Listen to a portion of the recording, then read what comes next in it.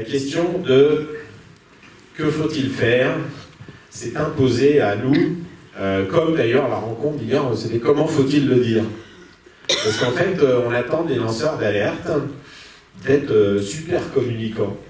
Alors il faut qu'ils sachent faire des messages synthétiques, de communication, parce que franchement la communication c'est important. Il faut qu'ils soient quand même excellents d'un point de vue technique, parce que sinon vous êtes des rigolos, vous savez pas de quoi vous parlez.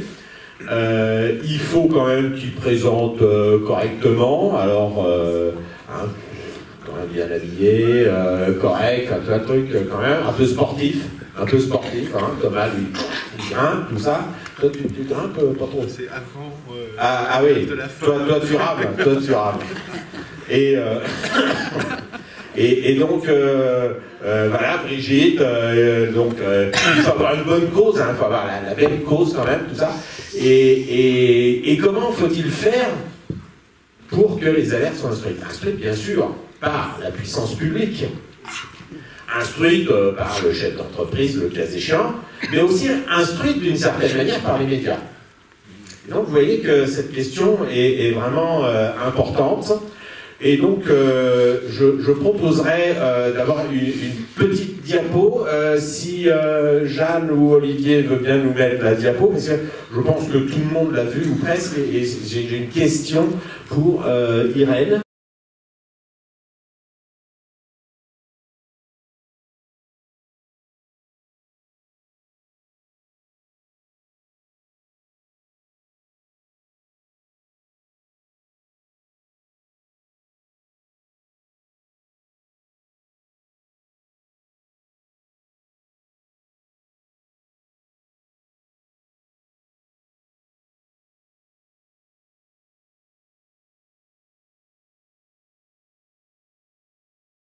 L'éco-terroriste, parce que hier il y avait une rencontre sur la police ici, et donc il y a des cours sur l'éco-terrorisme dans les écoles de lieutenant de police. Alors je le dis quand même, voilà, la perte de repères, l'accroissement du temps libre, donc de ramener, et l'impact du numérique. Ah oui, ils y croient que quand ils ont Twitter, ils peuvent tout dire. Voilà. Si le fond de la motivation relative à ces causes est le plus souvent objectivable, ce sont les modes d'action et le franchissement de la frontière entre l'action pacifique et la violence jusqu'au terrorisme qui font l'objet d'analyses plus approfondies. Alors, voilà, donc à la police, ils réfléchissent beaucoup. Et je dis ça parce que Loïc, lui, il a essayé de courir très très vite pour aller s'enchaîner sur un but de foot. Et les vigiles ont couru plus vite que lui, mais ses copains sur le stade de rugby sont montés sur le machin là. Alors là, ils étaient en bas, les vigiles, ils n'arrivaient pas à monter. Voilà. Donc, mais quand même, le coup d'éclat, c'est Alizé qui enjambe tout, qui s'accroche sur le filet de Roland Garros, 40 heures de garde à vue. Parce que quand même, ça, c'est de l'éco-terrorisme. Et donc, voilà. L'idée de cette rencontre, que faut-il faire? Premièrement, que faut-il faire? Et on va faire un premier tour de table pour finalement réussir à faire fonctionner. Comment L214, quels sont les moyens d'action? Ça, c'est la première chose. La deuxième chose, que faut-il faire pour que les médias prennent en compte ces alertes? Et peut-être pas seulement le lanceur d'alerte ou la lanceuse d'alerte. Et que faut-il faire pour que la puissance publique s'interroge sur ces alertes et prenne des mesures? Donc, Brigitte, je te laisse la parole. Et vous avez décidé de faire comment? Bonjour à toutes et à tous, je suis ravie d'être là encore une fois. Merci pour l'invitation, merci pour l'organisation de ces rencontres qui pour moi sont quand même fondamentales, notamment sur un peu sur le partage d'expérience aussi, sans compter l'alerte qui est donnée par cette rencontre des lanceurs d'alerte. Je trouve ça une mise en abîme assez intéressante. Tu poses la question de comment lancer l'alerte aujourd'hui, sachant qu'il y a quand même pas mal d'alertes qui sont données dans le monde tel qu'il est, dans tout un tas de domaines, et comment faire exister l'alerte dans une société qui est quand même saturée par l'actualité, d'une part, saturée aussi par des puissances qui ont tout intérêt à ce que l'alerte n'existe pas. Donc avec L214, on est parti sur la question de l'alerte, enfin exposer le problème en fait. Exposer le problème, c'est montrer très concrètement, donc L214, c'est une association de défense des animaux qui concentre son action sur les animaux qu'on destine à la consommation alimentaire, donc pour lesquels on va prendre la viande, le lait, les œufs, on va parler des poissons aussi, et qui a des implications évidemment sur les animaux d'un point de vue éthique, puisque ce sont des êtres doués de sensibilité, mais aussi sur des questions d'environnement, sur des questions sociales, sur des questions de santé publique, sur des questions de partage des ressources. Et donc cette alerte, pour la faire arriver en France, donc là je remonte il y a une quinzaine d'années en arrière, quand on distribuait des tracts, qu'on faisait des communiqués de presse, donc nos communiqués de presse n'étaient pas repris, et quand on distribuait des tracts, les réponses qu'on avait c'était « Ah oui, mais ce que vous décrivez là sur l'élevage en cage des poules pondeuses, c'est pas en France. Ça n'existe plus chez nous. Ça, c'est aux États-Unis, hein, c'est les Américains, ou alors c'est dans les pays de l'Est, voire en Chine. Alors en France, on fait pas du tout ça. Hein. Nous, l'élevage, c'est une image d'Épinal totale, trois vaches dans un champ, et ça s'arrête là. Dans un pré, pardon. Donc il a fallu amener les images de ici et maintenant. Voilà, on s'est arrangé pour avoir ces images et montrer l'intérieur des élevages, l'intérieur des abattoirs, comment ça se passe dans le transport. On a réussi à avoir quelques images de pisciculture, quelques images de pêche. C'est très difficile d'avoir ces images. Donc on soulève juste un petit coin de la façon dont on traite les animaux aujourd'hui ici en France. Mais ces images, elles nous ont effectivement ouvert la porte des médias, pas toujours, mais la plupart du temps, on peut diffuser sur les réseaux sociaux. Voilà comment on le fait. Et puis on a des actions de terrain qui, sur la base des informations, donc il y a les images, mais il y a aussi toute la recherche autour dans les publications scientifiques, dans les publications professionnelles. Les images, finalement, c'est un peu la face immergée de l'iceberg. Hein. Derrière, on essaie de replacer ça dans un contexte global. Est-ce qu'on est en face de, effectivement, quelque chose d'exceptionnel, ou est-ce qu'au contraire, on s'inscrit dans quelque chose qui existe pour un maximum d'animaux, hein. On essaie de remettre des chiffres aussi. Peu de gens savent qu'on tue 3 millions d'animaux par jour en France dans les abattoirs. C'est 3 millions par jour, je ne me trompe pas, c'est pas par an, c'est pas par semaine, c'est vraiment par jour, et je ne compte que les animaux terrestres, et que 8 sur 10 d'entre eux proviennent d'élevages où ils n'ont aucun accès à l'extérieur, ce qu'on appelle, nous, l'élevage intensif. Et donc il faut faire exister ce problème, enfin le problème que nous on identifie, et que finalement, quand on fait des sondages d'opinion, tout le monde identifie le problème aussi. Le sujet, c'est de faire exister ce problème malgré l'étouffement de l'alerte, donc malgré le dénigrement de l'action, hein, par les filières, des professionnels de l'élevage qui vont dire non, ça c'est exceptionnel, c'est un montage. Alors Spielberg a bien s'accroché quand même. Les procédures Paillon, on en a plusieurs. Cette semaine d'ailleurs, on a eu une décision défavorable. Alors on en a eu une favorable, une défavorable, sur grosso modo le même sujet, la même cour d'appel.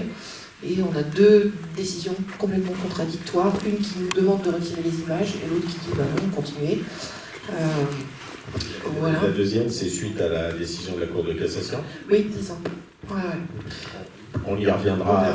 Ouais, voilà, si tu veux. Et puis après, la répression organisée par l'État même, avec la FNSEA et les jeunes agriculteurs, qui sont deux syndicats agricoles hostiles à toute remise en question. Voilà, dont on parlera, je pense, sur d'autres sujets. Donc voilà, comment nous, en tout cas, on essaye de faire exister l'alerte, et comment on essaye de bouger après le politique, les entreprises. Donc ça marche plutôt pas trop mal en politique locale. En politique nationale, ça commence à être plus compliqué. Alors on a des relais, mais ils sont minoritaires aujourd'hui. On a des plaintes qu'on dépose, donc là on va s'adresser au juridique, des plaintes auprès du tribunal administratif. On a réussi à faire condamner 4 fois l'État pour dysfonctionnement des services vétérinaires. Et puis les entreprises, donc par exemple la campagne sur les œufs, sur les poules pondeuses en cage, où quand on a démarré notre action, 80% des poules pondeuses étaient dans des cages en France, et aujourd'hui ce chiffre est descendu à 23% par les actions, donc les images, mais aussi les actions de terrain, puisqu'on a un réseau bénévole d'une 50aine de groupes en France qui font des actions notamment devant les magasins, voire dans les magasins.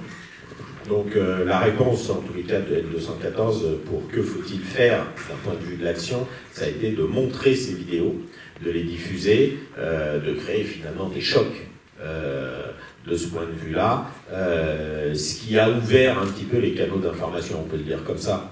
Alors, Thomas, que faut-il faire?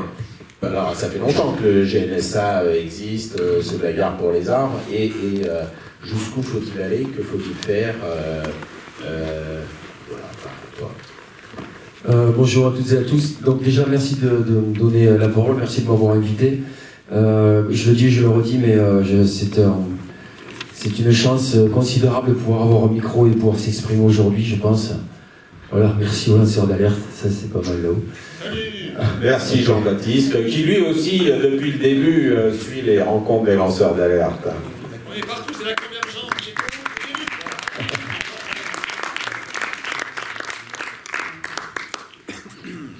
Écoutez, j'ai envie de dire que nous, ça fait donc 4 ans qu'on existe avec le groupe national de surveillance des arbres. J'étais tout seul au début, maintenant c'est une association qui a énormément grandi. Il y a plus de entre 60 et 70 antennes en France. Il y a même des antennes un petit peu à l'étranger. C'est un travail considérable qui est fait avec des personnes qui sont sur le terrain. On a voilà, aussi des personnes qui travaillent au bureau. On est tous bénévoles, je tiens à le rappeler. Pour information, moi je travaille une semaine sur 2. Je garde mon fils pendant que je garde la semaine où j'ai mon fils, je vais travailler. Je suis chef d'entreprise. Je tiens à le rappeler aussi parce qu'on nous fait passer souvent pour des zadistes ou des personnes qui ont rien à faire dans leur vie. Non, non, moi j'ai... On l'a vu tout à l'heure. Voilà. Et du temps libre, là. Voilà, on a du temps libre. Les policiers le savent. Et voilà, et donc la semaine où je n'ai pas mon fils, je pars faire des actions et on fait travailler les groupes locaux et puis toutes les alertes qui arrivent. Je pense qu'aujourd'hui on a quand même un moyen d'action qui est celui-ci. Alors c'est une sacrée cochonnerie, ça, honnêtement, avec tout ce qui est réseau, tout ce qui passe et la pollution que ça génère. Par contre, pour nous, si on sait s'en servir à bon escient, ça a un intérêt majeur. Moi, sans ça, j'aurais jamais fait évoluer autant le groupe national de surveillance des arbres. Ça n'aurait jamais autant pris d'ampleur. Chaque fois qu'il y a une alerte, quelque chose, eh bien, il faut vraiment être réactif. Il faut, j'ai envie de dire, casser le projet à l'œuf le plus rapidement possible. Donc déjà, faire une vidéo. Aujourd'hui, j'ai la chance de pouvoir faire du bruit médiatiquement au niveau national. Et c'est aussi une chance qui m'est donnée parce qu'il y a beaucoup de relais sur les réseaux sociaux. Donc c'est aussi... moi j'ai envie de dire que les personnes aujourd'hui qui pensent qu'elles se sentent inutiles, qu'elles ne savent pas quoi faire parce qu'elles sont prises dans ce modèle économique qui nous bouffe du matin au soir, métro, boulot, dodo, le crédit, le machin à payer. On est rentré dans un système aujourd'hui qui nous verrouille finalement et qui nous empêche de trouver ce temps pour aller revendiquer ou dire des choses qui ne nous plaisent pas. Le modèle il est bien verrouillé, il fonctionne bien, mais par contre, moi j'ai envie de dire, oui, moi je remercie les personnes qui like ou qui diffusent les vidéos. La moindre vidéo qui est faite, en tout cas au niveau du groupe national de surveillance des arbres, dès que je publie quelque chose, c'est minimum 5000 vues, quoi. Et pour atteindre parfois des 2,5 millions de vues. Donc ça dérange énormément. Je pense que c'est, enfin en tout cas là je vais m'avancer et parler pour le GNSA, c'est vraiment le mode d'action qui est mis en place, c'est se montrer. Il faut qu'il y ait des figures. On essaye d'avoir des figures au niveau des groupes locaux un petit peu partout en France. Que dès que le téléphone est tendu, eh bien on arrive à identifier les visages, on sait quelle est la personne dans tel et tel endroit en France. Et ça permet donc d'identifier les luttes assez rapidement. L'idée à terme, je vous le dis clairement, c'est que tout le monde soit identifié partout en France, dans toutes les régions, et qu'on sache qu'il se passe telle chose à tel endroit. Là, j'étais sur la 54 bis à l'instant, c'est pour ça que je suis arrivé un peu à la dernière minute. Je suis allé pour apporter mon soutien sur la 54 bis. Voilà, il y a une personne qui s'appelle Denis, et je lui ai donné toutes les infos pour qu'il commence à s'identifier, à montrer son visage et qu'on commence à feuilletonner. Ça aussi, je tiens à préciser, à appuyer et enfin à dire que vraiment aujourd'hui il faut feuilletonner les luttes, c'est-à-dire ne laissez pas les gens dans le flou pendant trop de temps. On nous habitue à, j'ai envie de dire, à toutes ces séries Netflix qui nous bouffent notre temps et notre temps de cerveau disponible. Eh bien, faisons des luttes, des feuilletons Netflix que les gens aient envie de relayer, de regarder et de savoir où ça en est chaque semaine. Et qu'est-ce qui se passe et pourquoi le préfet n'a pas répondu et pourquoi aujourd'hui il y a les forces de l'ordre et pourquoi là on est en train d'abattre cet arbre. Et je peux vous assurer que ça fonctionne, ça marche. Et il faut créer ça crée de l'empathie au niveau de l'opinion publique, ça crée des liens, même si personne, parfois, quand les gens me voient, ils sont contents de me voir en face maintenant, mais ils sont aussi contents de regarder peut-être la personne qui parle chaque semaine et qui leur raconte que ben là, on est en train de sauver tel et tel arbre pour leur gamin. Voilà, je ne sais pas quoi dire de plus, je ne veux pas être trop long non plus, mais moi je pense que voilà, il faut feuilletonner, faites tourner vos téléphones portables. Voilà.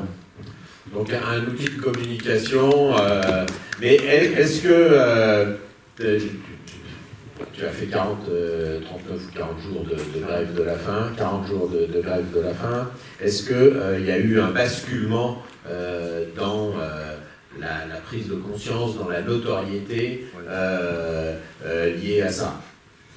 Alors oui, clairement, déjà je faisais un tout petit peu de bruit, le groupe national de surveillance des arbres faisait du bruit parce qu'on a aussi des personnes identifiées qui travaillent, qui sont sur le terrain. Je ne veux pas tout m'approprier, même si je suis le fondateur de cette association, mais sachez que à partir du moment où j'ai dit que je partais en grève de la faim, toujours pareil, cette histoire de feuilletonnage, c'est-à-dire qu'on n'a rien lâché, on a donné des épisodes, on est allé devant le conseil régional, enfin on a attaqué sur la 69, on est allé s'accrocher devant le conseil régional, de là j'ai dit aux copains on part à Paris, on est parti à Paris, on a attendu les téléphones jusqu'à ce que vous voyez ces vidéos où c'est comme déloge, avec au bout de 28 jours de grève de la faim quand même on m'a délogé alors qu'on m'a clairement mis en danger, jusqu'à ce que je me fasse matraquer sur la 69.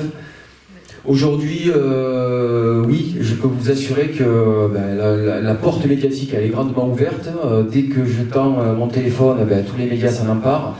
Et bien entendu, ce qui est primordial avant tout, on le sait tous, c'est d'avoir aussi la presse nationale, la presse locale, même si on est un propre média, au final, à nous tout seuls, aujourd'hui. Le GNSA est un propre média, on n'a plus qu'à tendre nos téléphones au niveau des groupes locaux ou moi-même, et pour qu'on ait déjà une portée nationale. Mais si en plus de ça, la presse s'en empare, écrite, la presse journalistique et tout, eh bien c'est gagné. Et aujourd'hui, oui, j'ai envie de dire, le GNSA, il y a beaucoup de choses qui sont déjà gagnées, acquises, quoi. D'accord, donc on a là un processus à la fois d'action symbolique forte, s'accrocher dans les arbres, rester dans les arbres, etc., les écureuils, ce qui avait déjà été fait à Grenoble au moment où ils voulaient déforester pour le stade à Grenoble.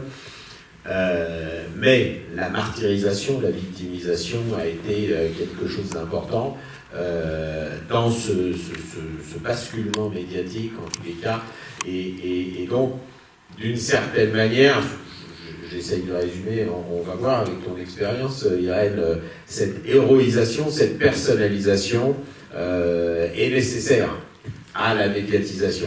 Alors, j'ai envie de vous dire qu'aussi, il faut partir du principe qu'on est sur un mode d'action qui plaît, clairement.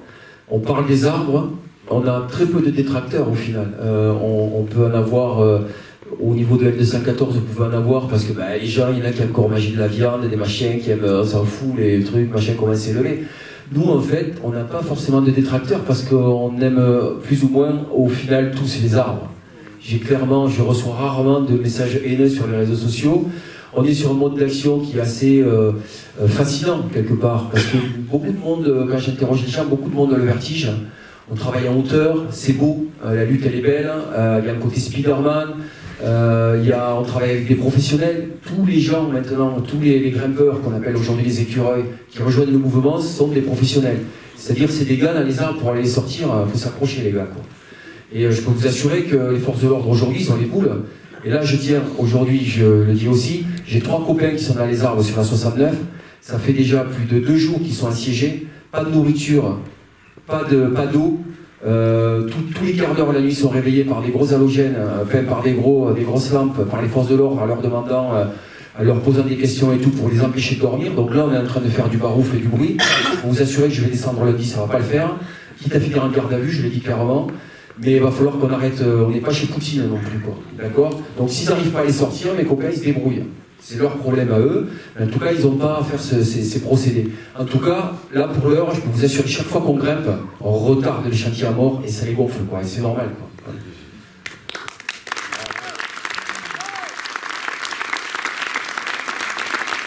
Alors, Irène, alors, bien sûr, vous vous êtes dit, mais qu'est-ce qu'elle vient faire, la Irène, là, avec ses histoires de Mediator? Dans l'histoire, là, il y a que des environnementalistes, tout ça, que des combats environnementaux. En fait, quand on en a parlé un petit peu avec Irène, on a dit, alors, d'une part, toi, l'histoire est déjà ancienne, à notre échelle de temps, ça m'a paru intéressant, en fait, à la fois, parce qu'on l'a vu pendant toutes ces rencontres, qu'on parle des algues vertes, qu'on parle de l'évasion fiscale, qu'on parle des modes d'action de L214, ou quels que soient les psychotropes qui sont en train de se dérouler ou Julian Assange, on s'aperçoit qu'on a en face une puissance publique qui utilise, ou des intérêts privés qui utilisent la même méthode, en tous les cas une méthode qui est rodée, avec des améliorations. Hein. Aujourd'hui, on a des influenceuses, des influenceurs, dès qu'on la ramène, paf, on se ramasse 3, 4 influenceuses, influenceurs, pour nous expliquer qu'eux, ils savent, et qu'ils ont consulté, puisqu'ils ont le statut de journaliste normalement, qu'ils ont consulté les vrais spécialistes et pas les guignols que l'on peut être. Quelle est cette expérience sur ce que tu as fait, comment tu l'as fait, et comment ça s'est organisé? Et puis, dans un deuxième temps, on parlera finalement des résultats aussi, et dans un deuxième temps. Bonjour tout le monde. J'ai une voix un peu. Ça va aller. J'ai pas le Covid. Je voudrais d'abord saluer Thomas. D'abord, tu viens de nous donner une leçon de communication absolument exceptionnelle. Je ne peux pas dire mieux que ce que tu as raconté. C'est vraiment remarquablement analysé. Puis je pourrais revenir sur le rôle du portable d'ailleurs. Mais avant toute chose, je voudrais te dire à quel point je suis émue d'être à côté de toi. Parce que ça me renvoie à un souvenir extrêmement personnel et je dirais comment les choses se sont passées. À un moment donné où après l'éclatement du scandale du Mediator, on part sur, je pensais que les choses allaient se passer normalement, notamment au niveau de l'indemnisation des victimes. Et puis tout capote, tout capote. Je ne me rendais pas compte des forces qu'il y avait en face pour que ces gens-là ne soient jamais reconnus. Et là, ça a été le désespoir. J'ai jamais connu ce désespoir-là. Je pleurais tout le temps. Et j'ai décidé de faire la grève de la faim. Et je dirais pourquoi je ne l'ai pas faite. Mais ça m'a obsédée. Voilà, obsédée. Comment faire plier je dirais, une sorte d'agglomérat d'opposants, incluant les pouvoirs publics, farouchement opposés à la réalisation d'un acte de justice. Et effectivement, j'ai été obsédée par cette grève de la faim. Et je peux le dire très, très brièvement, finalement, la seule raison, et je pensais me percher en face de l'Office national d'indemnisation des accidents médicaux. Pourquoi tu m'appeler? Je ne te connaissais pas encore. On était en 2012, tu vois. Et pourquoi je ne l'ai pas fait? Il y a une raison très intime et qui m'a empêché de le faire, c'est que j'ai 4 enfants et que je suis maman. Je crois que ça s'arrête là, pratiquement. C'est-à-dire que, je pense, peut-être, alors là, il y a un peu de sexisme de ma part, mais voilà, c'était pour moi ce qui a fait que ce n'était pas possible. Et finalement, j'ai trouvé d'autres moyens pour gagner ce bras de fer. Et peut-être d'ailleurs que dans mon domaine, qui était celui de la médecine et de la science, c'était pas idiot finalement, ce que m'ont dit des collègues, là à ce moment-là, d'employer d'autres moyens pour ce bras de fer, et j'en dirai un petit mot. Mais voilà, donc te dire à quel point cela m'a touchée et à quel point je comprends cette radicalité, et bien sûr elle est encouragée, je pense, par beaucoup. Je voudrais revenir à une chose, parce que je vous écoutais. Alors, il faut savoir, je suis protestante d'éducation, et que quand j'étais petite, ce qu'on appelait, nous, chez les protestants, l'école biblique, on m'a enseigné l'histoire de 2 hommes qui ont, maintenant je le réalise, posé les traces de ma vie future. L'un, c'était le docteur Albert Schweitzer, qui était un médecin qui a inventé la médecine humanitaire, entre guillemets, et lui a donné, même si on peut maintenant, 100 ans plus tard, avoir un certain nombre de réserves par rapport à ce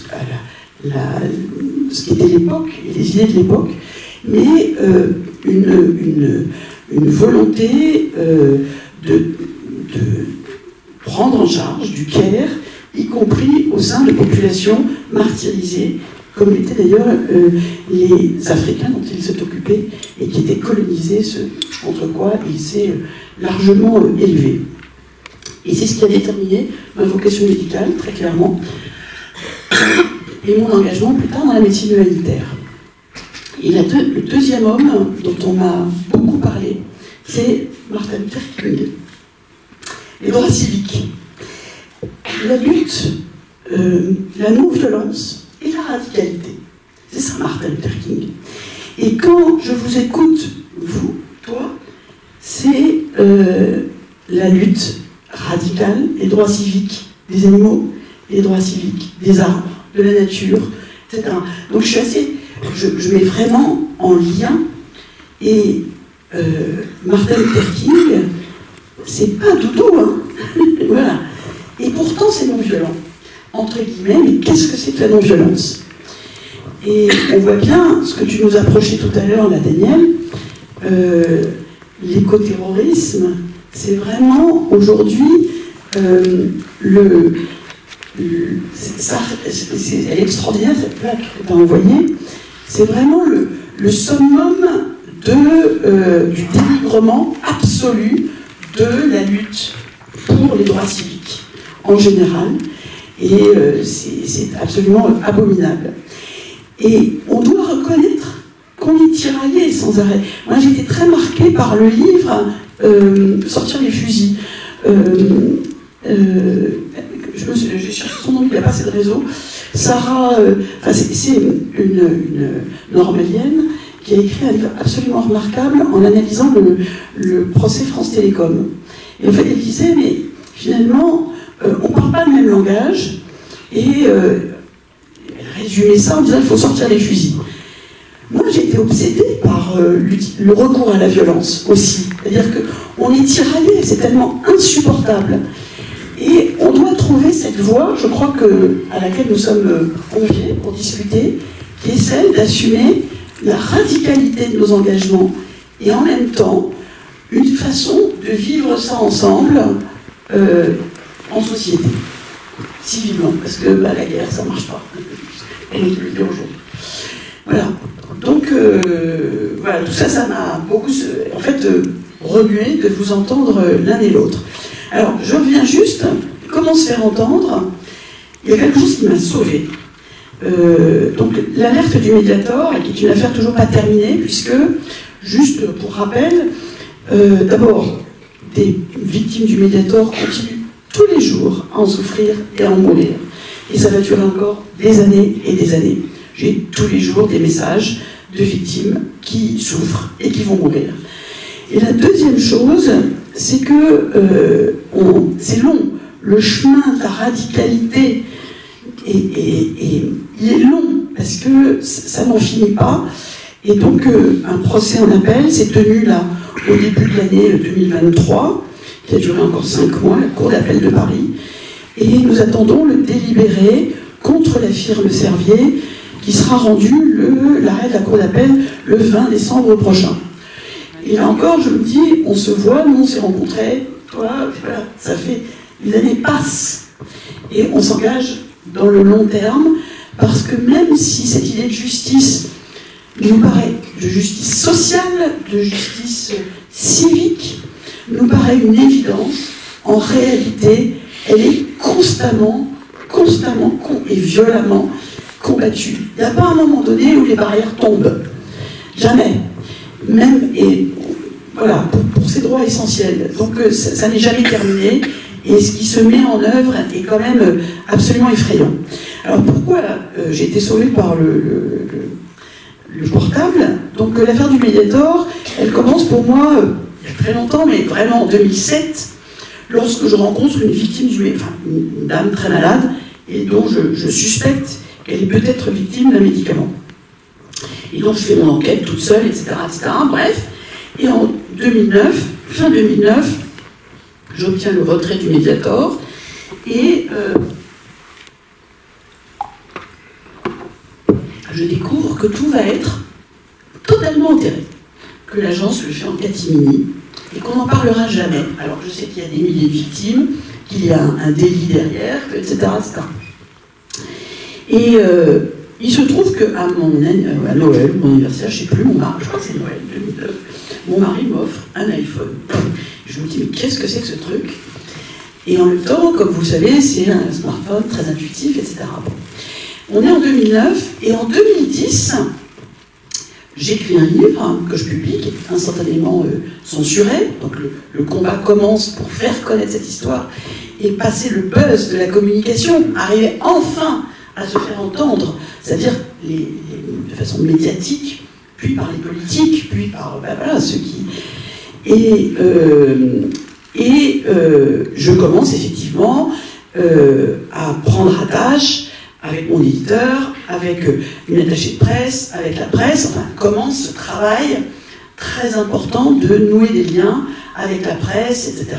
Et alors c'est rigolo parce que, en passant, quand cette affaire commence et que je décide de la rendre publique, que je veux interpeller, j'en parle à des collègues qui avaient suivi gentiment mon combat pour faire interdire le médicament. Et la veille de la parution de mon livre, plusieurs me disent un ton très paternaliste, bon maintenant Irène, bien sûr, tu ne parles plus à aucun journaliste. Et moi je les regardais en me disant, mais de quoi ils me parlent, quoi. Enfin, donc il faut savoir que dans beaucoup de milieux, c'est impossible de parler aux journalistes. C'est, je sais pas, on touche à quelque chose de complètement transgressif, de putassier, de tout ce que vous pouvez imaginer. C'est complètement fou. Et alors surtout pas le Canard, et surtout pas Marianne, et surtout pas, etc. Donc j'ai fait strictement l'inverse, évidemment. Et j'avais mon portable. Et puis le combat démarre très fort, les attaques, les machins. Et là, je me rends compte qu'on peut réagir tout le temps, tout de suite. On est au combat en fait, on est en guerre. Et c'est grâce à l'iPhone, ou le smartphone quel qu'il soit, que ça peut fonctionner sans avoir autour de soi 5 secrétaires, voilà, des gens qui vont coordonner tout ça, etc. Parce qu'en permanence, vous pouvez avoir les gens, vous êtes au courant, vous lancez les trucs. C'est absolument extraordinaire, en fait, comme on peut effectivement tisser soit aussi ce réseau et ce groupement de lutte grâce à ce petit portable. Et alors, juste, je vais en finir parce que je suis un petit peu longue. Donc, le combat débute, etc. Ça finit par péter. Et puis, en 2011, je me dis, grande naïve, mars 2011, je me dis, ça y est, on a gagné, le combat est sur la place publique, il y a 3 juges d'instruction, il y a une loi sur la sécurité, il y a un processus d'indignation, le job est fait. Et je me souviens très bien, je me dis, bon, ça suffit, les médias, les machins, c'était tout le temps, c'était à Noël, etc. J'éteins tout, c'est bon, c'était la veille d'un week-end. Et là-dessus, le samedi, un avocat m'appelle en me disant, une victime, Séphérina, vient de faire un arrêt cardiaque après une expertise face aux avocats de Servier, atroce, et elle a été récupérée in extremis, elle est entre la vie et la mort, en réanimation au CHU de Rennes, ça. Et là, heureusement, ma fille, d'ailleurs, qui prenait mon iPhone régulièrement, me disait, maman, il faut que tu notes à chaque fois que tu as un journaliste qui t'appelle, c'est qui, c'est France 3, c'est machin, c'est trucs, etc. Donc j'avais ce listing, voilà. Et là, je me dis, cette fois-ci, c'est moi qui vais tous les appeler. J'ai pris tous les numéros, je les ai tous appelés. Et le lendemain, je pars demain. Le lendemain, je pars à Rennes. Et d'ailleurs, j'arrive, et là, je vois, ils étaient tous là. Il y avait les antennes, il y avait les trucs, ils étaient tous là. Et on a eu une force de frappe absolument colossale. Et j'aurais été dans la merde, voilà. Donc je pense que tu vois de quoi je parle. Bon, je m'arrête, j'ai trop parlé.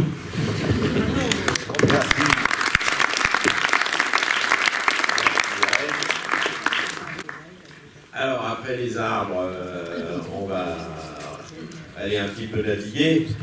On va naviguer. Alors, sauver le marais Poitevin, bon, d'accord, bravo.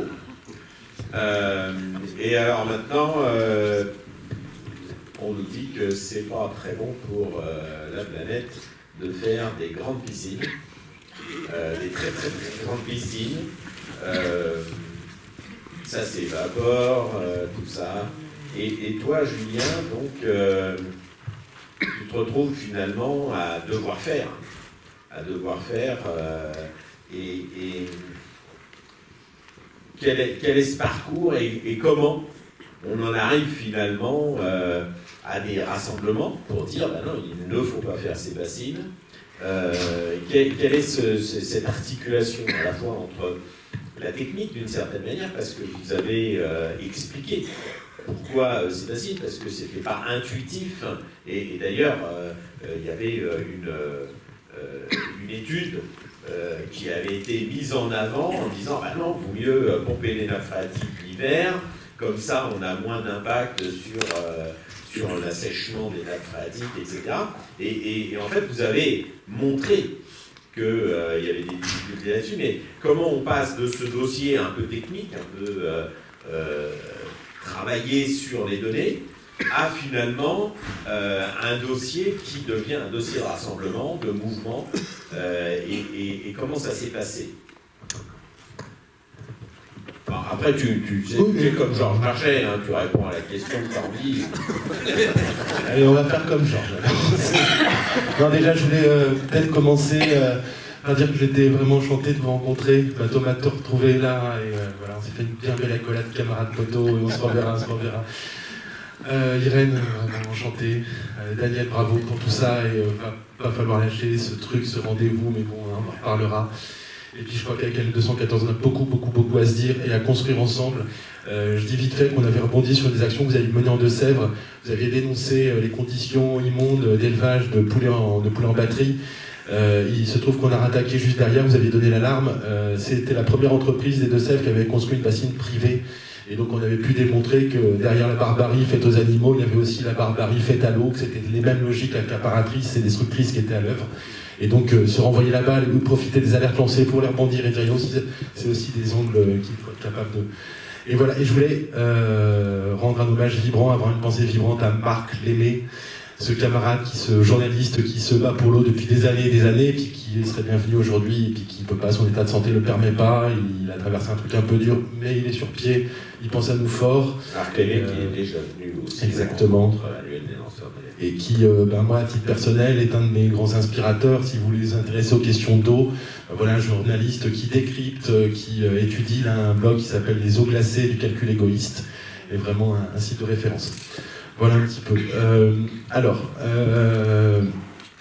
Comment on fait pour passer d'une lutte très locale, en tout cas elle nous a été présentée comme ça, à ce qu'aujourd'hui peut-être on peut avoir la prétention de dire qu'on a réussi à donner l'alerte sur la question de l'eau plus globalement, et qu'aujourd'hui on voit bien que dans les médias ces questions de l'eau elles sont prégnantes, et voire même il y a plein de luttes locales qui aujourd'hui mobilisent parce qu'il y a des enjeux d'eau. C'est un très fort vecteur d'alliance, de mise en lumière des luttes et des enjeux. Je pense que, donc là, c'est un exercice pas facile, parce que c'est regarder des luttes qu'on mène depuis des années et des années pour essayer d'en sortir quelque chose qui soit un petit peu généralisable, si c'est théorisable et reproductible, au moins donner des éléments d'analyse. C'est pas évident de pas se regarder le nombril, mais regarder notre lutte, comment elle est née, et pourquoi, et d'essayer de tirer les ficelles qui fassent que celle-là, elle a émergé, quoi. Donc je pense que rétroactivement, ce qui fait qu'on en est là aujourd'hui, c'est que de base, on voit que l'enjeu d'information, de sensibilisation, et en particulier au local, c'est majeur. Il faut qu'on puisse assurer un socle. Il faut qu'on puisse tout de suite, en local, faire en sorte de ne pas être quelques-uns, mais tout de suite faire collectif. C'est vrai qu'une des originalités de la lutte et de la manière dont on la porte, c'est qu'on est aujourd'hui une alliance très large, qu'à chaque fois qu'on se mobilise, qu'on lance des grosses manifs, etc., c'est plusieurs centaines d'organisations qui rejoignent. Et donc, mais ça vraiment, ça s'assoit, je pense, sur un socle local solide. Et les premières actions qu'on mène au niveau de Bassines Non Merci, c'est des actions qui sont très légalistes. Le premier truc, c'est qu'il y a des actions, des enquêtes d'utilité publique. J'entends bien ce que tu dis, Thomas. Tous ces projets inutiles, écocidaires, etc., il faut les tuer dans l'œuf. Il faut que le premier truc, ce soit que localement, on soit en veille. Il y a plein de projets qu'on peut faire tomber simplement en se manifestant, en disant tout de suite ça va pas passer. Vous allez voir en face, on sera prêt, on est déjà prêt, etc. Donc là, concrètement, la première action qu'on a menée ensemble au niveau de Bassines Non Merci, c'est qu'on savait qu'il y avait ces projets de bassines en Deux-Sèvres, parce qu'ils en avaient déjà fait en Vendée, et qu'il y avait une enquête publique qui débarquait. La première initiative et la première réunion qu'on a fait, c'était de réunir tous les responsables d'associations et de mouvements dont on savait qu'a priori, ils se posaient des questions sur le type d'agriculture, sur la biodiversité, etc. Pour dire, notre première mission, ça va être de publiciser, de faire connaître cette enquête publique. Après, participer aux enquêtes publiques ou pas y participer, on pourrait faire un débat là-dessus. C'est tout un jeu tronqué, on le sait bien, des commissaires enquêteurs qui ont déjà leurs conclusions, etc. N'empêche qu'au moins, un des intérêts qu'on voit aux enquêtes publiques, c'est que les contributions, elles sont publiques. Et ça nous a permis, en fait, en venant faire la promotion, qu'il y ait 800 personnes qui se sont mobilisées, et tout de suite, en allant consulter les registres, ça a permis de voir un petit peu les rapports de force, ça a permis de voir qui se positionnait sur quoi et avec quels arguments. Et ça a été un petit peu notre terreau premier qui a permis de construire une alliance plus large. Et une alliance de commencer à monter le rapport de force et de construire des argumentaires communs, voire de faire nôtres des argumentaires qui n'étaient pas nos entrées premières. Donc, Et donc derrière, ça a enclenché notre première réaction. On n'imaginait pas qu'un jour on en aurait, pour des questions d'eau, à s'affronter à l'armée. Et à se retrouver avec 3000 bonhommes qui nous envoient 5... Jamais on avait imaginé que ça nous emmènerait jusque-là. 5000 grenades. 5000, tu n'as pas fini ta phrase. 3000 bonhommes qui lancent 5000 grenades en 2 heures.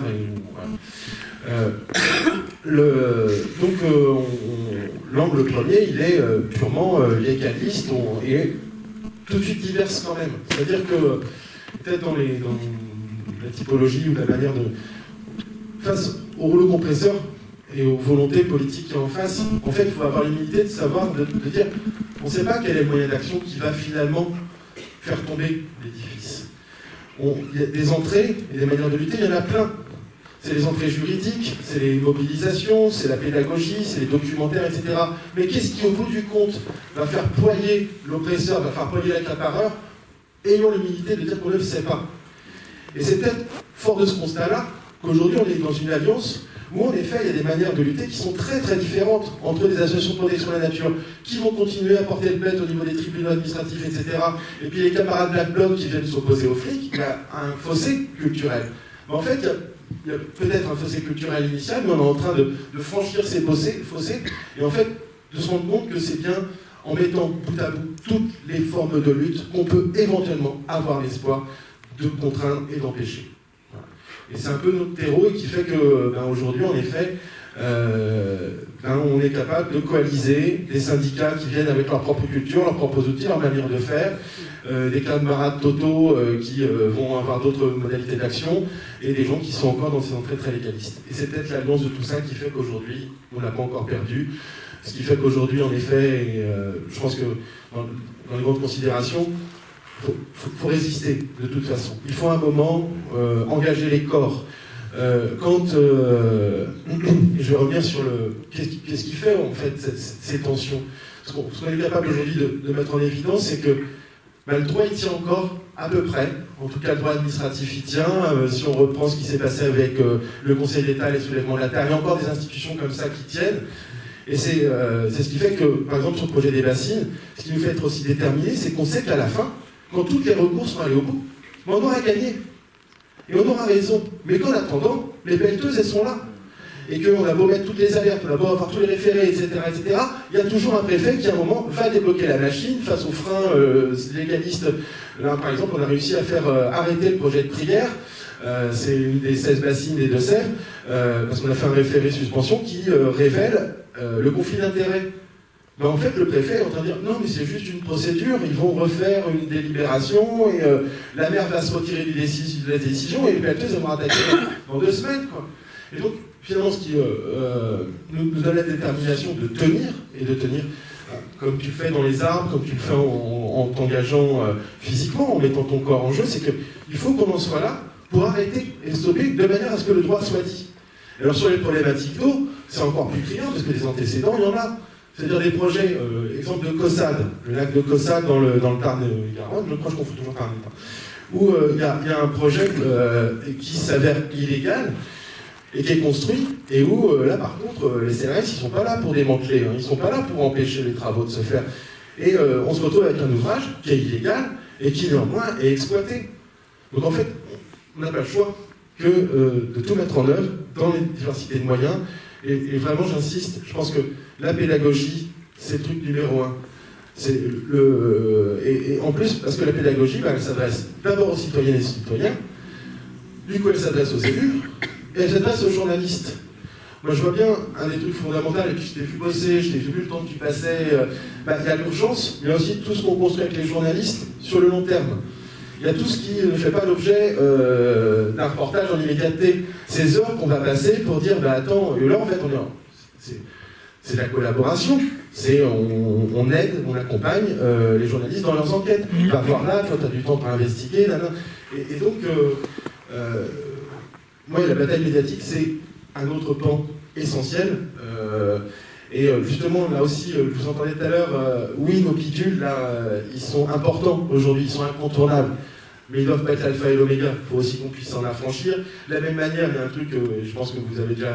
la personnalisation des luttes, c'est aussi quelque chose dont il faudrait s'affranchir, parce qu'en réalité, c'est fragilisant pour les individus qui portent, mais c'est fragilisant aussi pour les luttes.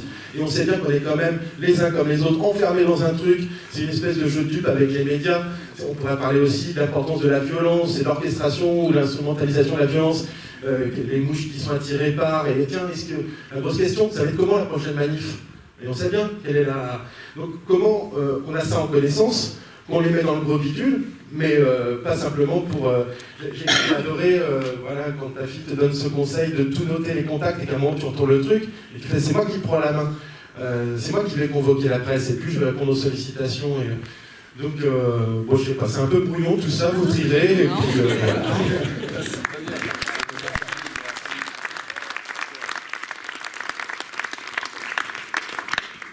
Comme vous le savez, dans ces rencontres, on n'utilise pas le terme modérateur, parce que finalement, qui veut modérer l'autre, c'est un truc que j'arrive pas à voir. On dit animateur, animatrice, je sais plus quoi bien. Et alors, je vais m'animer moi-même.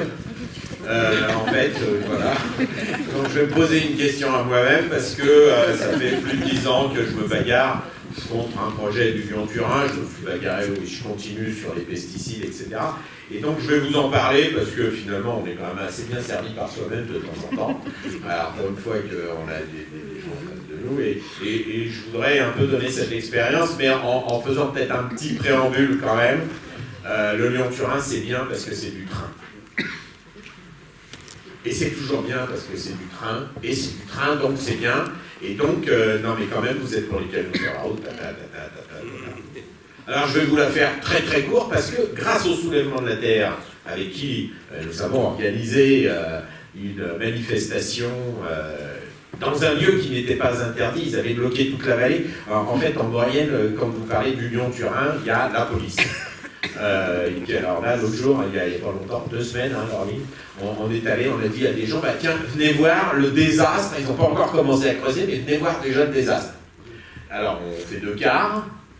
Et on part de La Rochelle en Comte de Savoie, donc 60 km, à peu près 70 km. Et alors là, 3 voitures de flics, là au moment où on charge, bon, d'accord. Alors ils prennent les photos de toutes les plaques d'immatriculation, même pendant les enquêtes publiques, ils prennent les plaques et tout ça. Et alors là, on a les flics qui nous ont suivis toute la journée jusqu'à Villarodin-Bourget. Voilà, c'est extraordinaire. Donc, voilà, avec leur manuel d'éco-terrorisme. Très probablement, ils avaient fait l'école. Voilà. Le Lyon-Turin, je vais vous expliquer ce que c'est que cette stupidité.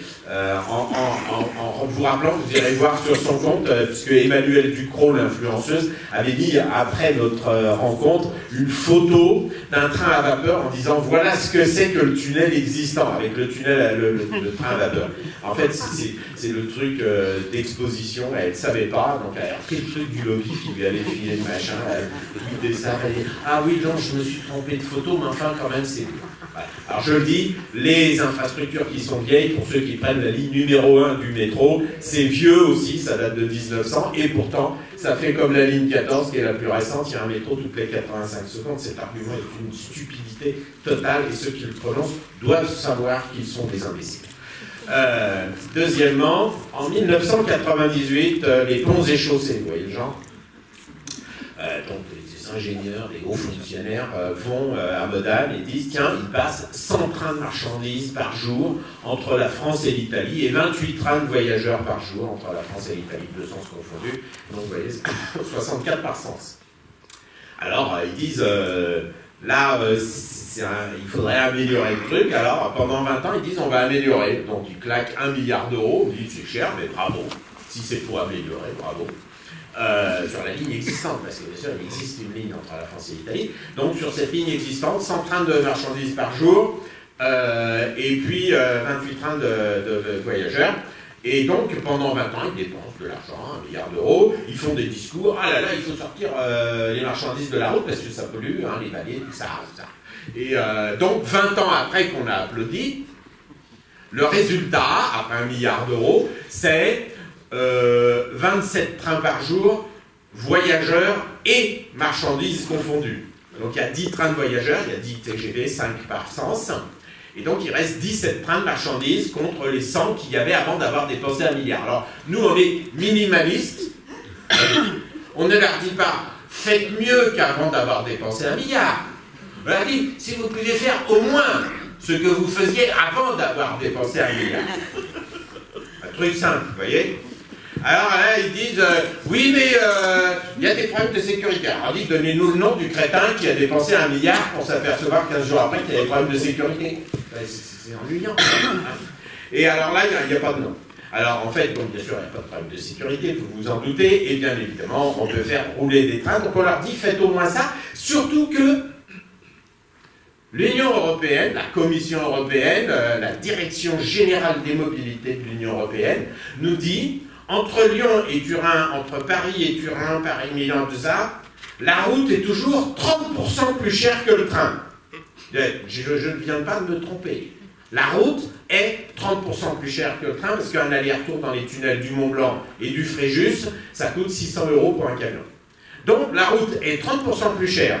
On a claqué 1 milliard d'euros et au bout de 20 ans, on arrive à faire 5 fois moins de trains de marchandises entre la France et l'Italie. Donc voilà, nous disons, utilisons l'existant au moins comme ce que l'on faisait avant d'avoir dépensé 1 milliard. Voilà pourquoi le Lyon-Turin est un projet à la fois écocide, à la fois inutile, et à la fois qui enrichit, bien sûr, des entreprises du privé, puisque, en plus, c'est un contrat de partenariat public-privé à la sortie. Voilà, donc je le dis pour tous les environnementalistes, voilà, comme ça vous savez à peu près de quoi on parle, et je voudrais donner, nous, notre expérience, parce que j'en porte une forme de responsabilité, en tous les cas, et je l'assume, cette personnalisation, puisque si vous faites Google, Lyon-Turin, des fois je sors, des fois... Et en fait, je pense qu'elle pose un problème sur le comment faire, comme tu le disais, Julien, parce que non seulement, en fait, la presse, quand elle a dit, bah tiens, on va traiter Ibanez, le Lyon-Turin, si vous dites, tiens, il y a un nouveau truc sur le Lyon-Turin, ils disent, bah oui, mais on a déjà fait Ibanez. Donc, d'où l'intérêt de parler de l'alerte et pas du lanceur d'alerte, ou en tous les cas, de ne pas oublier l'alerte, qui est quand même le mot central. La deuxième chose, c'est que quand vous avez le personnalisé, ou le marketing, aussi ou là, en fait, les copains disent « Non mais là, c'est dur de leur faire une conférence derrière toi quand même. Hein. » Alors là, en fait, vous apercevez qu'il y a d'une certaine manière une délégation de fait qui se fait, et il faut qu'on fasse attention, je crois, justement à jouer collectif, et c'est vraiment quelque chose qui est pour moi important dans les enseignements de L214, pour des raisons essentiellement judiciaires d'ailleurs, parce que les personnes qui rentrent ne doivent pas être trop identifiées quand même, mais finalement on a vraiment un collectif qui n'est pas forcément extrêmement personnalisé en tous les cas dans les luttes et dans la perception. On a plus la perception de L214 que la perception de Brigitte Gauthier par exemple, ou de quelqu'un d'autre. Et donc je pense que ça c'est aussi quelque chose dont il faut se souvenir. Une autre chose dont je voudrais parler, mais tu en as parlé un petit peu Julien, et là encore ça montre que nos méthodes, les méthodes auxquelles on s'affronte sont toujours les mêmes, mais d'une certaine manière exactement comme toi Irène, c'est ces recours juridiques qui nous permettent d'avoir une véritable auto-formation. auto-formation, sur ce qui nous permet d'avancer, sur ce qui nous permet aussi de comprendre la logique de ce que l'on a en face et de pouvoir aussi répondre à cette logique. Et donc, ces recours juridiques, loin d'être une difficulté, beaucoup de gens disent « Ouh là là, mais il y a un code, il y a un article, j'y comprends rien ». Non, c'est finalement assez facile et chacun, en s'y intéressant, et je vois Raymond Avrier qui, depuis de longues années, fait des recours, fait du droit. On n'a pas besoin d'être avocat, on n'a pas besoin d'avoir de grandes formations en droit pour comprendre, il faut s'y intéresser, et je pense que c'est important. Donc voilà, je vous ai parlé un petit peu du Lyon-Turin. Il y a deux questions que je voudrais aborder. Tu as dit tout à l'heure que le lien avec la représentation nationale était moins facile. Je voudrais savoir si on a des représentants de leurs concitoyens élus soit au niveau municipal, soit au niveau cantonal, soit au niveau régional, soit au niveau de l'Assemblée nationale ou du Sénat dans la salle. Ah, il n'ose pas lever la main. Il est là. Alors bon, c'est Jean-François Coulombe, il est député, et de fait, je pense qu'il y a là vraiment un champ d'action important sur cette représentation, avec le mot représentant et non pas le mot élu. Il me semble absolument nécessaire de bannir le mot élu, qui finalement c'est un peu christique en effet, c'est vrai. Et en plus de ça, il n'y a pas de notion de mandat. Vous voyez ? Alors que dans le mot représentant, il y a quand même cette notion de mandat, de représentation. Même si la Constitution a aménagé ça un petit peu. Et donc, je pense que là, il y a vraiment un travail à faire pour que ces représentants soient là. Mais ça implique quelque chose, et c'est un peu ce que tu as dit tout à l'heure, Julien. Les décisions commencent à se prendre dans les communes, dans les communautés de communes qui sont issues des élus des communes. Et en fait, dans les communes, dans les conseils municipaux, énormément d'informations circulent, même pour les minoritaires. Et je rappelle, puisque on nous le dit toujours, non mais les municipales, c'est pas de la politique, ça, c'est les gens pour faire ensemble, tout ça, voilà. Mais enfin, la première décision du conseil municipal, c'est quand même de désigner les conseillers municipaux qui vont voter pour les sénateurs. Et ça, c'est de la vraie politique. Vous voyez ? Et donc, il y a une vraie nécessité à revenir à l'échelon local et à s'intéresser peut-être à ces élections qui se dérouleront en 2026. Parce que, et j'y arrive, je crois que ce que vous venez de dire, tous les quatre, et que en tous les cas, je constate, c'est qu'on peut expliquer tout ce que l'on veut sur les dossiers. Et je me souviens de la première fois qu'on s'est rencontrés, c'était en 2015 à Torrance-Glières, où tu étais invité à parler sur le plateau. Et en 2016, ou non, en 2015, tu es venu en 2016, aux premières rencontres des lanceurs d'alerte, aux deuxième rencontre des lanceurs d'alerte, et il y a une télévision qui t'a interviewé et t'a dit mais non, mais moi j'ai regardé ce qu'il dit, parce que tu étais dans la salle justement en 2015 quand j'ai fait la présentation, et tu m'avais dit mais tout ça est parfaitement argumenté, il y a de la documentation, etc. Et tu l'avais répété à la télévision. Et ce que je veux vous dire... Ah pardon, voilà, excusez-moi. D'habitude je parle fort, alors on ne dit pas trop devant le micro. Et donc, finalement, tout ça pour vous dire qu'il me semble absolument nécessaire d'être à ce niveau de représentation, d'avoir la main là aussi, parce que là, pour le coup, le préfet, le rapport de force, il le comprend très très bien dans les conseils municipaux. Et si aujourd'hui ils arrivent à faire pression sur quelques conseils municipaux dissidents, ils ne savent pas le faire sur de nombreux conseils municipaux. Et donc, voilà, je voulais donner ça, mais il me semble important d'avoir une réflexion, si tu peux la faire passer auprès des députés, mais c'est pareil pour les élus municipaux, de cette question de la représentation, sur la question de l'alerte, qui concerne tous les domaines de la société. Dernier point, et je vous redonne la parole, peut-être on va la donner à la salle un coup d'ailleurs, parce qu'on a un peu traité déjà pas mal de choses, ce sont les enquêtes publiques. Sur le Lyon-Turin, nous c'était très bien, on avait un commissaire enquêteur qui a dit « il faudrait recommander l'association que je préside pour faire les analyses postérieures à la déclaration d'utilité publique que je considère devoir être prise. » Voilà, donc là, et alors j'ai attaqué, j'ai dit, ben, celui-là, il a quand même un petit peu un conflit d'intérêts quand même, parce qu'il se recommande à lui-même, ses 14 collègues commissaires enquêteurs disent, ah ben oui, c'est bien lui qu'il faut faire avec son association, ça c'est bien, tout ça, alors je lui dis, bah, j'aimerais bien qu'il soit radié celui-là, parce que quand même, vous voyez, c'est quand même pas normal, quoi, l'impartialité du mec qui va se faire rémunérer avec son association, alors là, pas de problème, alors donc j'ai perdu. Au niveau local, alors je lui dis, bah, c'est pas grave, la commission ne veut pas le radier, je veux au tribunal administratif, qui ne veut pas non plus, à la fois c'était eux qui l'avaient nommé. Hein, alors, bon.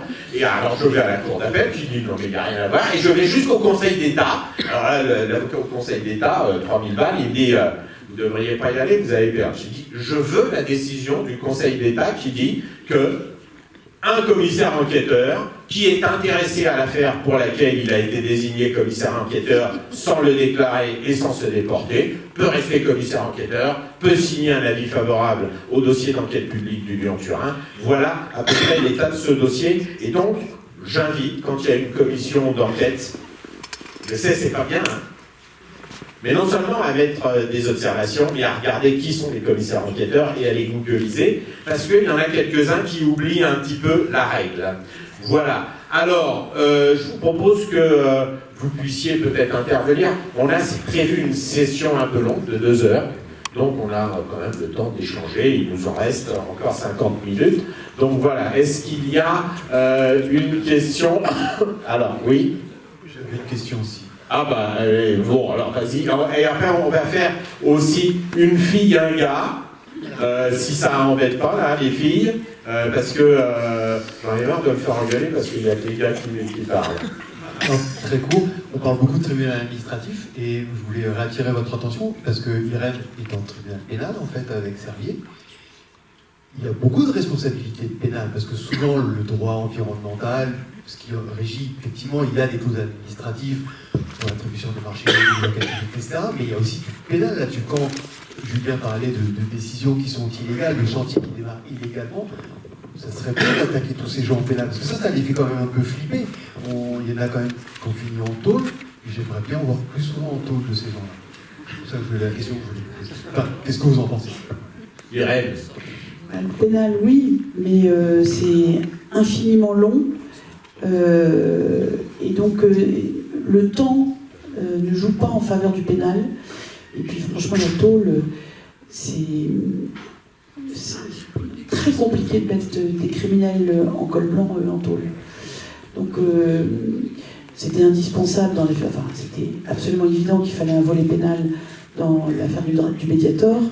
Mais les tribunaux administratifs se sont prononcés beaucoup plus rapidement sur un grand nombre de délits, enfin, oui, et de fautes dans l'affaire du Mediator.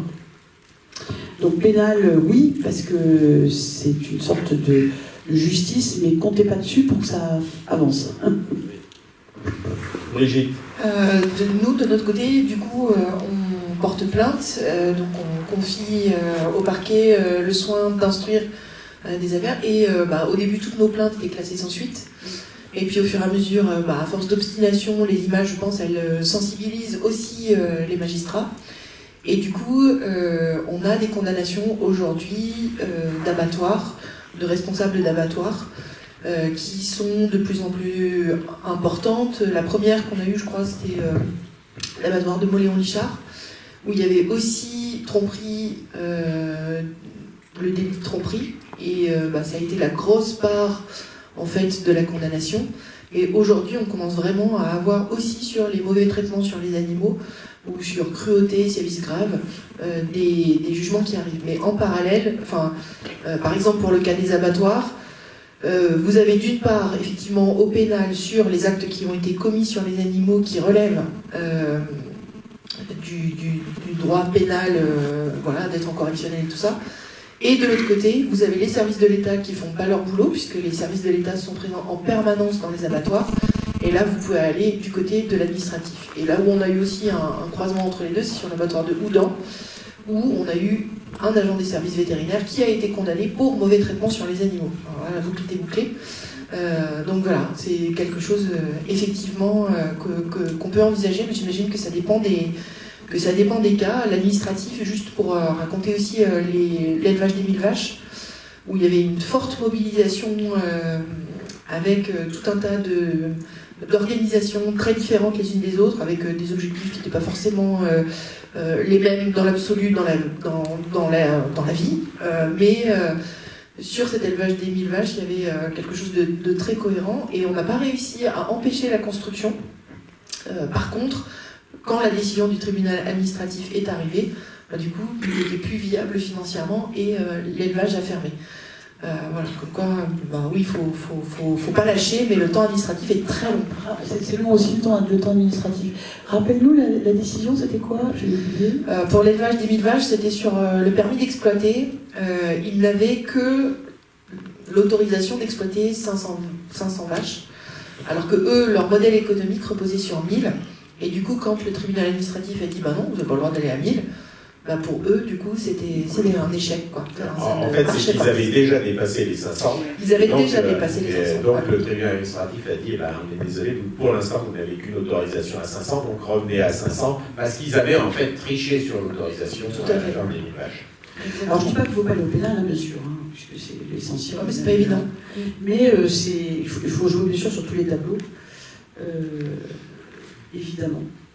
Alors, comme on vient d'avoir 2 filles, on va prendre un garçon, parce que là, j'ai pas vu de main de fille, à moins qu'il y ait une main de fille qui se lève. Alors, on va là-haut à gauche, là, voilà, le monsieur. Ouais. Juste après. Ouais. Merci pour ce débat, merci à Daniel de l'avoir organisé. Moi, ce qui me fait dire, là, c'est ce week-end, c'est que ça a été, j'en ai parlé hier aussi, c'est qu'en fait, très rapidement, donc vous êtes des lanceurs ou lanceuses d'alerte, mais en fait, vous devenez vite des porteurs ou des porteuses de l'alerte, parce qu'on voit bien qu'évidemment, il y a un combat qui s'ouvre, et donc il y a quand même des choses intéressantes sur comment on collectivise les choses, quelle stratégie on a. Moi, je pense, ça a été dit alors par Julien, et j'y vais dans le sens à 1000, c'est quand même, il faut quand même construire, une mobilisation de masse et une mobilisation locale en fait. Il faut qu'une lutte, elle soit aussi émancipatrice pour les citoyens et les citoyennes, et il faut qu'ils comprennent les enjeux aussi, et donc ça, c'est sur la base, et donc ça, je pense que c'est très important qu'elle soit émancipatrice. Ça me fait dire un peu à ma question, alors ça a été évoqué aussi, c'est l'intersectionnalité de toutes nos luttes en fait, parce qu'en fait, et ça a été dit aussi, on ne peut pas rester juste sur une vision limitée, ou juste sur notre enjeu, ou juste sur notre lutte, parce qu'on voit bien, et ça, il faut l'affirmer, on combat un système en fait. Alors on peut de différentes façons, mais on voit bien que tout est articulé. Moi, la question que j'ai envie de vous poser, c'est comment on pourrait construire ce réseau en fait, parce qu'on en parle même avec Daniel ou d'autres, il y a eu Larzac ou d'autres choses, mais on voit bien que des fois on se court tous après, qu'on se connaît, qu'on s'est déjà vu une fois, mais comment on peut construire, parce qu'on est tous alliés en fait. On est tous alliés, moi je suis syndicaliste, je me dis depuis 2 jours que je suis syndicaliste, il y en a ils vont commencer à le comprendre, je suis syndicaliste, mais il y a des choses qui m'intéressent, parce que même je défends des salariés, ou des salariés, des fois ils travaillent dans des entreprises qui détruisent la planète en fait, et qu'il faut évidemment causer. Donc on a quand même une nécessité de tous se réunir à un moment donné, et si vous aviez juste une idée de comment on pourrait construire un réseau, il y a des balbutiements qui se font, alors des balbutiements qui sont très forts aussi, mais il faudrait, moi je pense qu'il faut vraiment qu'on arrive à un moment donné dans cette société à avoir ce moment d'intersectionnalité. Thomas, sur la première question, sur comment on fait pour cette intersectionnalité, le premier coup, incroyable. Alors, donc, je vais parler de mon expérience personnelle. En 2019, quand vous êtes tout seul au début, vous ne savez pas trop comment faire, donc c'est difficile, on n'a pas les contacts, on n'a pas. C'est sûr que c'est utile aujourd'hui d'avoir un grand nombre de contacts dans son téléphone. On n'a plus trop à se fatiguer, on appelle. Maintenant, on a des numéros de députés, on a des numéros de scientifiques, on a des numéros d'élus du coin, on a des numéros de tous les journalistes possibles et inimaginables. Je peux arriver à le comprendre. Je pense que surtout, ce qui est important, et je pense que vous allez aller dans mon sens, il faut se dire que si aujourd'hui on a la chance d'avoir ça dans les mains, eh bien, moi je me refuse et je m'interdis de ne pas répondre aux personnes qui me sollicitent. Si vous commencez à faire, j'ai dit je suis crevé, ça me gonfle ce truc-là, c'est bon, ils s'en occuperont. Ben non, fallait pas il y a 4 ans s'accrocher dans un arbre et attendre qu'on vienne nous aider, parce qu'on nous a aidés à un moment donné, et si à un moment donné, parce qu'on est trop sollicité, parce qu'on a de la médiatisation et qu'on dit ben non, là c'est bon, ils se débrouilleront, ben non, à ce compte-là, vous faites pas, en 2019, il ne fallait pas demander de l'aide, alors que vous étiez bien content qu'on vous la donne. Donc moi, ben, je suis prêt à vous écouter tout à l'heure, je prendrai 2 minutes s'il faut. Si vous avez besoin de contact, de machin, on vous en donnera, il n'y a aucun problème. Et je pense que c'est aussi comme ça que ça peut fonctionner. Le petit citoyen lambda, moi je me mets à sa place et je me dis que j'étais lui il y a 4 ans et que j'ai pas le droit de ne pas aller l'aider, quoi. Voilà, c'est tout. Alors, merci Thomas. Irène, juste cette question, parce que c'est intéressant cette intersectionnalité entre finalement des mouvements environnementalistes de défense en tout cas de la mise en cause des mauvais traitements animaux, de transport, d'eau et d'hydrologie. Le Lyon-Turin aussi, hein, ça sèche les montagnes, on pourra expliquer ça plus tard.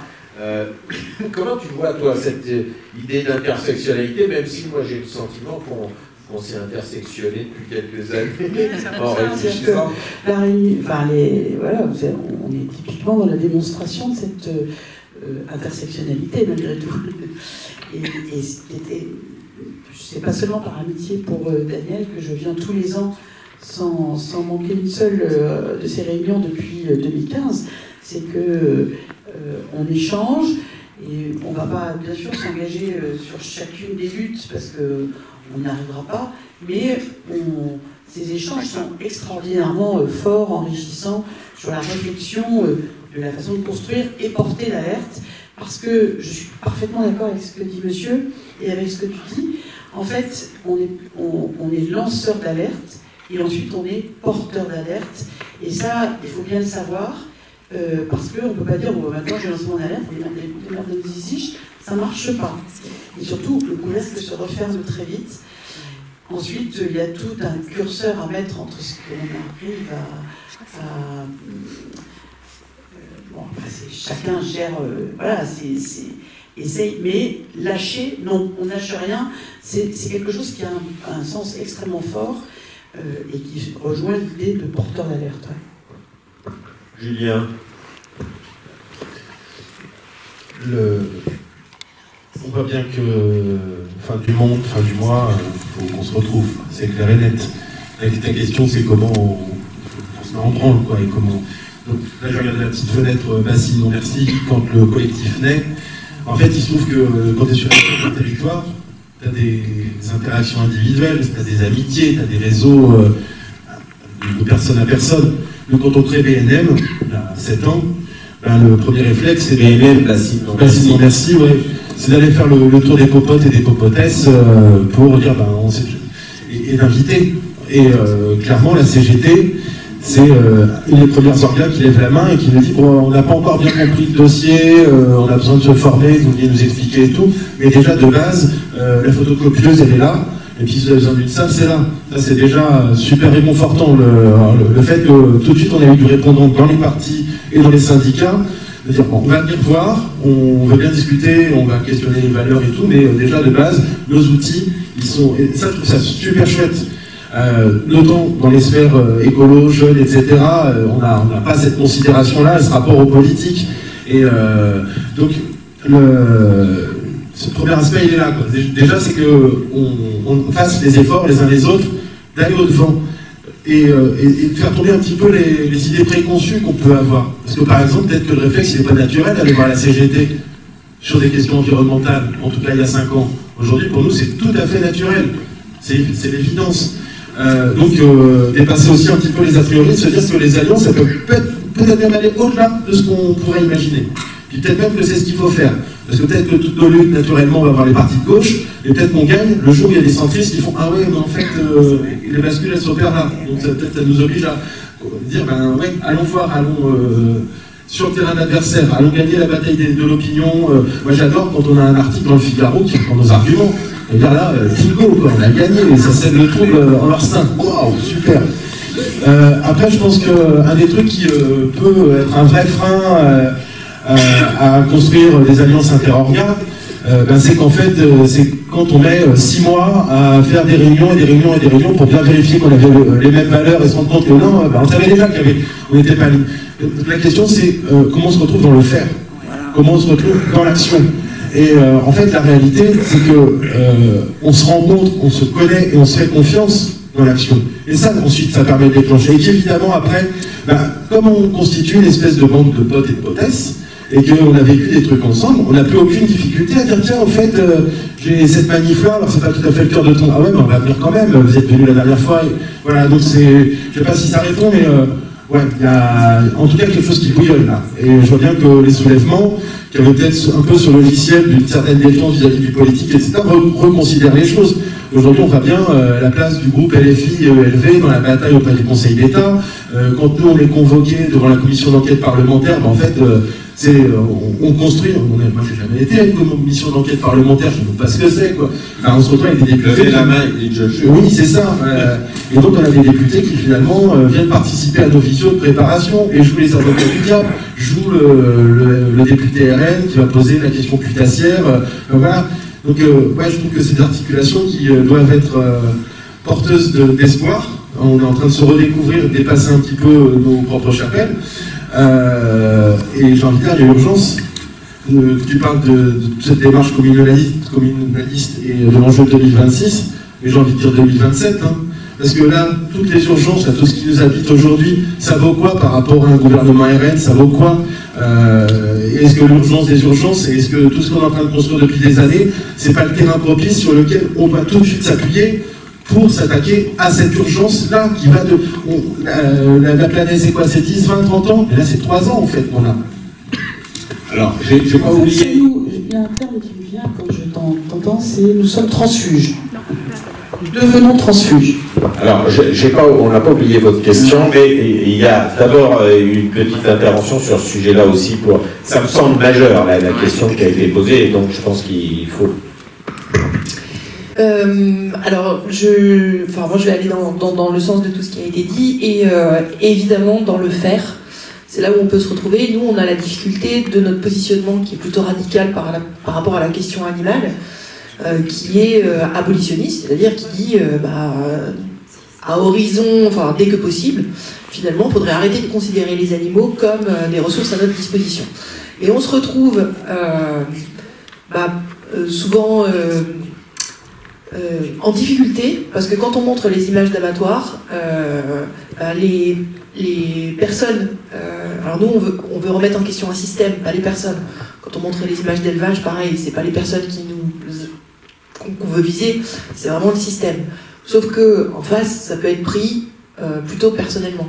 On s'est déjà retrouvé avec des tracts de la CGT quand on a montré les images d'abattoirs qui disaient L214, c'est vraiment pas bien ce que vous faites de montrer l'intérieur des abattoirs. Or, nous, ce qu'on dit, c'est que, oui, les animaux, ils y perdent la vie de façon extrêmement violente, avec une violence inouïe, mais finalement, les ouvriers qui sont dans l'abattoir, ils sont à peine mieux lotis. Joseph Pontus l'a bien montré dans son livre à la ligne. Ouais, Mauricio Garcia Pereira, il y a eu aussi le journaliste Geoffrey Le Guilcher qui l'a montré parce qu'il s'est immergé. Il y a eu une journaliste aussi, Bérangère Le Petit, je crois, du Monde, qui a aussi sorti, elle s'est fait embaucher dans un abattoir d'oiseaux, de volailles. Donc, nous, on a cette difficulté-là de pouvoir faire reconnaître que le combat pour les animaux n'est pas un combat contre les êtres humains. Et ça, c'est une sacrée difficulté qu'on peut avoir. Et puis il y a aussi la lisibilité par rapport aux personnes qui nous suivent. Quand il y a les mouvements sur la question des méga-bassines, c'est pas forcément dit, c'est pas forcément mis en avant que ces bassines, en fait, elles vont servir arroser les plantations qui vont servir à nourrir les animaux d'élevage. Voilà. Donc il y a vraiment quelque chose à mettre en avant justement pour une lecture facile aussi de tous les... Voilà. Et après, bah oui, ce que tu dis, de répondre à toutes les personnes qui nous contactent, évidemment, ça me semble fondamental aussi de... Même juste un partage d'expérience, parce qu'on ne dit pas qu'on a trouvé... enfin, voilà. Là, aujourd'hui, en plus, juste, je voulais souligner, les luttes qu'on a, enfin, c'est des luttes de résistance sur la destruction de notre environnement, sur la destruction, l'asservissement d'autres individus, et c'est pas du tout sur la construction du monde d'après. C'est juste, on essaye de stopper le carnage, quoi. Et du coup, juste sur cette position de résistance, on a déjà du mal. Alors, comment on construit derrière, comment on a des récits joyeux sur le monde de demain. Il y a encore tout ça à construire ensemble. Donc il y a le faire, mais il y a aussi l'imaginer, le rêver, le construire ensemble, le monde qu'on veut demain. Alors si ces rencontres ont permis ou permettent ça, c'est déjà beaucoup. Irène, je vais te demander peut-être de répondre à cette question. Comment, à quel moment, finalement, on passe de cette alerte interne, de cette alerte encadrée, à cette médiatisation. Quel est ton sentiment par rapport à cette question?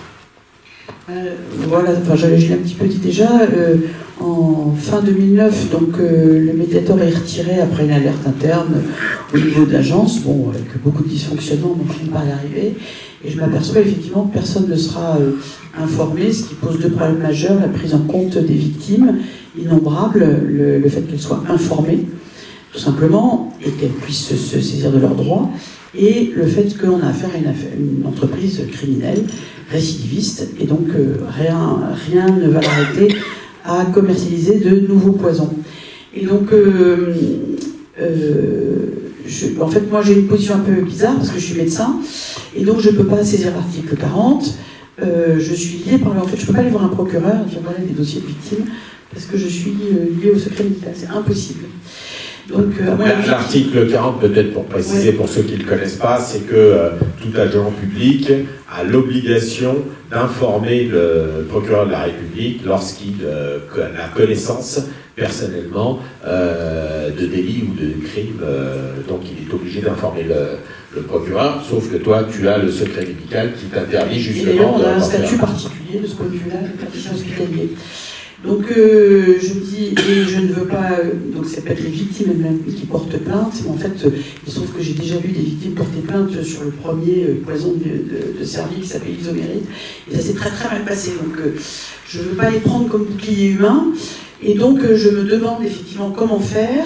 Alors après il y a les associations, donc c'est les associations d'usagers, notamment Que Choisir, on est dans le droit de la consommation en fait dans l'affaire du Mediator, donc c'est pas par exemple, c'est pas des syndicalistes qui pourraient m'aider, mais c'est des associations d'usagers, et eux peuvent porter plainte au pénal en tant qu'ils ont au nom des consommateurs. Donc je suis allée voir l'antenne locale de Que Choisir, j'ai été très bien accueillie, et d'ailleurs Que Choisir est devenu un acteur essentiel aussi dans ce combat, y compris au pénal, partie civile, etc., etc. Mais ça ne suffisait pas pour que l'affaire sorte médiatiquement, c'est toujours la même chose. Et donc je me suis dit, bon ben j'avais des contacts journalistiques, mais juste pour lancer l'alerte, c'est compliqué parce que j'allais perdre tout de suite le récit quand même si on peut évidemment très bien travailler les journalistes.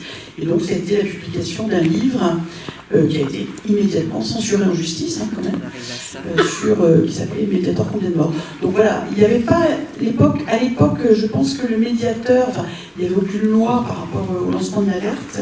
Peut-être qu'aujourd'hui, je commencerai par aller voir un défenseur des droits comme étape intermédiaire. Voilà. En tous les cas, peut-être, vous savez qu'avec la loi de transposition de la protection des lanceurs d'alerte, vous pouvez faire appel à des facilitateurs. Donc effectivement, aussi, il y a cette possibilité, ou la prise en charge.